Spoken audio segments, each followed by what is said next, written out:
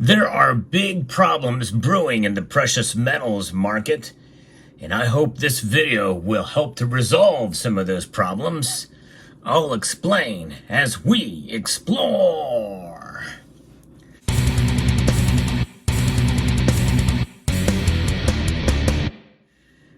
This very well may be my largest effort to try to dissuade and to minimize crime in the precious metals community at large, mainly in the physical precious metal markets.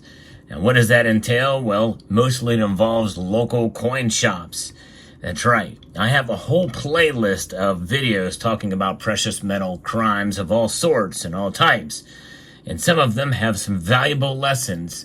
But in this video, it is aimed directly at you who work with or maybe even own a coin shop. And when I mean work with, that you frequent one, because I hope that you can share this video with some local coin shop owners. Now, what I'm about to request for local coin shop owners, some may already be doing.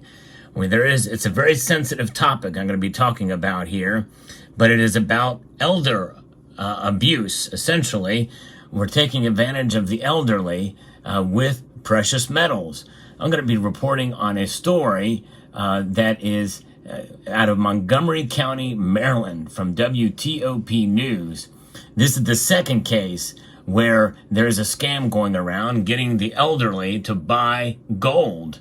Of course, it could be silver as well, too. You never know. But scammers persuaded an 82-year-old Montgomery County, Maryland woman to buy a fortune's worth of gold bars and then hand them over earlier this year, according to prosecutors who said the scammers posed as federal agents working to protect their savings.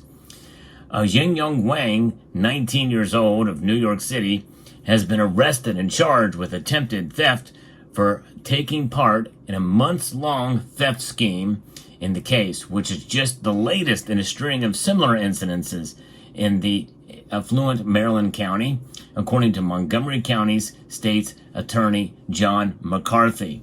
What is it with Generation Z crimes? We have a 20-year-old would-be assassin who's now dead, and now this person here, 19 years old.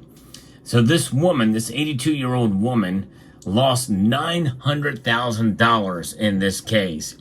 900,000 of these. But it wasn't just these that were lost. No. The amounts are escalating, the number of incidences that continue to grow. We now have at least 17 victims here in Montgomery County to the sum of millions of dollars, McCarthy said. 17 victims. McCarthy's remarks on Tuesday, this past week, followed a hearing in Maryland District Court in which Wang was ordered held without bond. McCarthy said Wang showed up Monday to pick up the latest gold bar that the woman was persuaded to obtain. But Montgomery County Police were waiting there instead. This was going to be the third pickup. The woman lost $900,000 and they were on their way for a $2.5 million scam, more than what was already taken. It was a big money scam for sure. Charging documents indicate the victim received an alert on her computer directing her to call a phone number. The alert falsely claimed that the criminals had compromised the woman's computer, bank account, and social security number. And this sounds like The Beekeeper, the movie The Beekeeper. And you know how that was handled and taken care of in that movie. The scammers convinced the woman to pay $46,000 to safeguard her computer against Russian thieves, according to charging documents. Then, after several months, the woman was told her savings remained in jeopardy. That's right, they remained in jeopardy. The money that she held in her bank, in cash, held in her bank, was in jeopardy. And she was advised to convert her savings into gold bars that federal agents would come to pick up for safekeeping. That's right. Oh boy, isn't that nice of them? Of course, they would never do that. But, you know, some of the elderly, they don't know, and maybe they're not as savvy with how business work, how the federal government works, and the like. McCarthy said 2 other individuals are being held without bond in Montgomery County for similar gold bar scams, and it's not known if they're related to this case. He also said it's unlikely the gold that the woman gave up can be recovered. That's right. The reality is getting back those gold bars is very tough. That's true. And are they in the country? Have they been melted down, changed into other forms? They are essentially not traceable. That's right, because a gold bar, since you just see here, the only identifying mark is a serial number. And usually it's on the assay card. And once in a while, the serial number very well could be printed or minted or laser etched on the bar itself, but still, if you melt it down, that's completely useless and worthless. Just like, you have serial numbers on cash as well, too. And you know what happened? Well, the individuals who scammed the old lady, they sold those bars. And now most local coin shops, they will ask for ID if you sell gold to them, even if in gold bar like this, but in jewelry as well, mainly because of theft. That's understandable. They ask for ID, they get their information, they run a check on the name to make sure there's not an outstanding warrant for, any thievery going on, and that's commonplace. Most local coin shops do that already. I don't know of anybody that doesn't do that. But when you think about what's happening here, there are people that are losing their life savings to this scam, and it's not just in Montgomery County, it's across the country. And I think I've reported on one other story about this where it was across the country.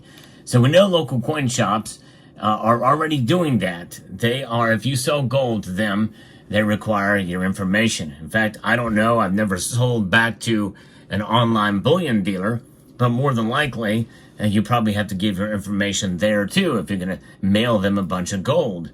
And maybe to some extent even silver, although silver for sure require a whole heck of a lot of it to really profit from. So the criminals, they go for the gold, but in the end, really it's about what is happening whenever you sell it back to a local coin shop. What I'm about to request from coin shops is that they do the same thing. They inquire when people buy, especially if it's an elderly person. You think about it. This 82-year-old woman has to get the gold bar or gold bars rather, in order to give it to the scammer. It would be a little bit strange to see a lady walk in and maybe ask, how do I buy gold? And they want to buy a whole lot of gold. And so it makes you wonder, what is the purpose? Now, I've been in enough local coin shops in my area and coin shows and the like that I've heard discussions happen. People talk to each other. In fact, they will say why they're doing it. They're doing it because they don't believe in the dollar. They've heard a lot of things. They've heard the prices were going up or they're down and it's a good time to buy. And they're doing it. And so they have a conversation with the local coin shop owner. And so it may be one of those things where the discussion is initiated by the buyer. And maybe the seller, the local coin shop, does not want to pry into the business of the person who's buying the precious metals. And that's certainly understandable. But I think there is almost a duty, for local coin shops to keep an eye out. Notice the behavior of the people who are buying when they come into your shop, especially if they're elderly. Why are they buying so much gold now, especially in their 80s? Why would they do it? You know that they don't have a long-term plan. This lady, 82 years old, if she lives another 20 years, she'd be lucky. And what kind of gain is she going to get on gold, especially when it's reached an all-time high right now? It just doesn't make sense unless she's gifting it. And so it may be a good idea to find a clever way to inquire about why she's buying so much gold.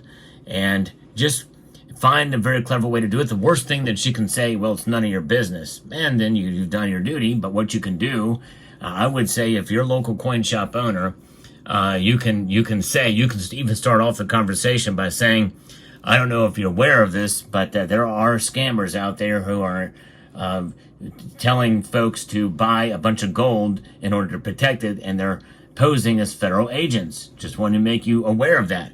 Or maybe even put up a sign about gold scams and just point them to the sign to read so they have an understanding. I think it's a good idea because there's a lot of older folks out there in this unique time in history that they grew up really without computers and without the complex society that we have today to understanding what federal agents can and can't or will and won't do, will never do. Common sense may still be there for some of these folks, but it can be explained to them in such a way that it makes sense. And so it's good to educate older folks, or even younger folks, really anybody, honestly.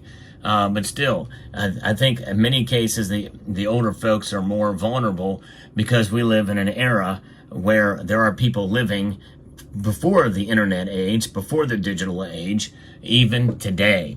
So I think it's quite apropos, and there are ways to be able to do it. So if you know a local coin shop owner, please forward this video to them and let them see it. And again, some coin shops may already be doing this. God bless you if you are. But it would be a great service to the community to help people from being scammed. And yes, indeed, and how to protect themselves, because gold and silver, these are metals that cannot be traced, and if they're sold off, they're melted down or taken to another city, very difficult to recover. And just goes to show you lessons to be learned here. So I want to extend a multitude of gratitude to each and every one of you for taking the time to watch this video. And I want to encourage you to please rate, share, comment, and subscribe.